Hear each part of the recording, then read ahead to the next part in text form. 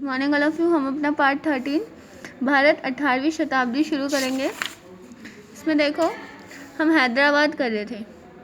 मुग़ल साम्राज्य के 6 दक्कन सूबों को मिलाकर हैदराबाद का निर्माण किया गया था। जो मुग़ल साम्राज्य था उसके 6 दक्कन सूबों, यानी 6 दक्कन सूबों को मिलाकर क्या किया गया था? हैदराबाद का निर्माण। जो 6 अलग अलग प्रांतों में बटा हुआ था हैदराबाद, को मिलाकर एक हैदराबाद का निर्माण हुआ।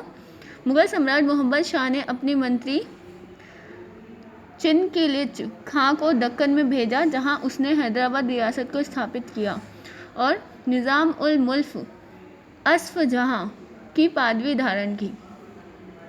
तो ये जो मंत्री थे चिनकिलिच खां, उनको दक्कन भेजा गया जिससे कि वो हैदराबाद की रियासत को स्थापित कर पाए।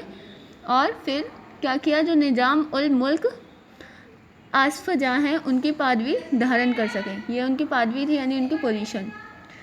हैदराबाद का वह पहला निज़ाम था। कौन पहला निज़ाम था? चिनकिलिच खां। वह कुशल राजनीतिज्ञ था, वह राजनीति में भी बहुत अच्छा था। मराठों की शक्ति को नियंत्रण करने का भी उसने प्रयास किया। जो मराठा की शक्ति थी उसको भी उसने क्या किया? अपने नियंत्रण में रखने की कोशिश की। उसने 1748 ईस्वी तक स्वतंत्रता पूर्ण शासन किया। जब उसकी मृत्यु हुई, उसने क्या किया? 1748 तक बहुत अच्छे से शासन किया और फिर उसकी मृत्यु हुई। वह एक कुशल तथा योग्य प्रशासक था। वह बहुत अच्छा था और साथ में योग्य प्रशासक भी था। उसने धर्म सहिष्णु होकर शासन किया तथा व्यापार को भी प्रोत्साहित किया। उसने क्या किया? धर्म सहिष्णु होकर, मतलब धर्म के साथ चलकर उसने क्या किया? शासन किया और व्यापार को भी प्रोत्साहन दिया। उसकी मृत्यु के पश्चात उत्तराधिकारी के लिए गृह युद्ध आरंभ हो गया। जैसे ही हैदराबाद के निज़ाम की मृत्यु हुई, उसके बाद उसके घर में के बेटे वगैरह ही लड़ने लगे, किस लिए कि उनकी गद्दी पर कौन बैठेगा। 1762 ईस्वी में निज़ाम अली सिंहासन पर बैठा। फिर 1762 में क्या हुआ? निज़ाम अली सिंहासन पर बैठ गया। जिसने राजनीतिक स्थिरता कायम की तथा 40 वर्षों तक कुशलतापूर्वक राज्य किया। जिसने क्या की? राजनीतिक स्थिरता कायम की और 40 वर्षों तक कुशलतापूर्वक राज्य किया। फिर आती है बात मैसूर की। मैसूर, हैदर अली ने मैसूर को एक स्वतंत्र राज्य बनाया। उससे पहले मैसूर राज्य पर राजा कृष्ण शासन करते थे। हैदर अली ने क्या किया? मैसूर को एक स्वतंत्र राज्य बना दिया। और उससे पहले कौन शासन करता था मैसूर पर?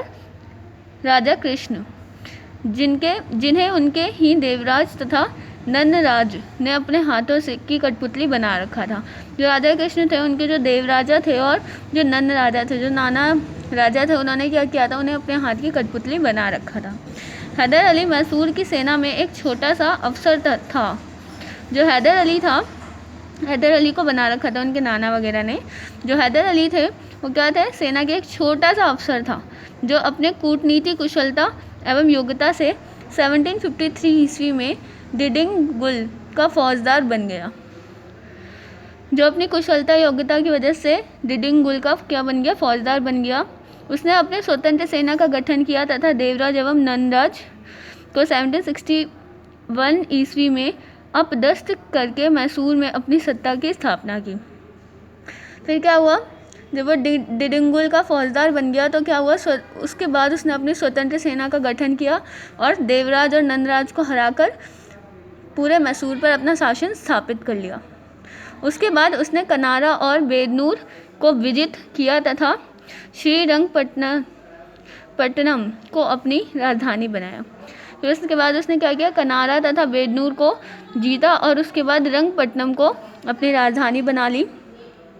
उसने अपनी रक्षा तथा स्वतंत्रता के लिए मराठों तथा निज़ाम के साथ युद्ध किए।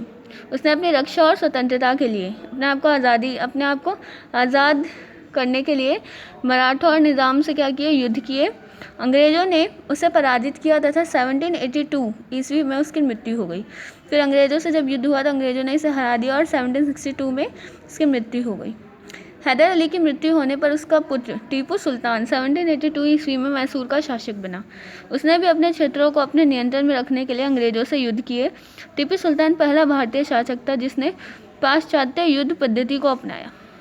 1799 में अंग्रेज़ों से युद्ध करते हुए वह मृत्यु को प्राप्त हुआ। जो हैदर अली थे उनका जो बेटा था टीपू सुल्तान, उसने क्या किया 1782 ईस्वी में मैसूर का शासक बना और उसने अपने क्षेत्रों पर नियंत्रण रखने के लिए अंग्रेज़ों से युद्ध किया। और टीपू सुल्तान ही भारत का एक ऐसा शासक था जिसने पाश्चात्य युद्ध पद्धति को अपनाया था। और 1799 में उसने अंग्रेज़ों से युद्ध किया और फिर उसकी मृत्यु हो गई। Thank you all of you for listening me. आप वीडियो को लाइक, शेयर और सब्सक्राइब करना ना भूलें।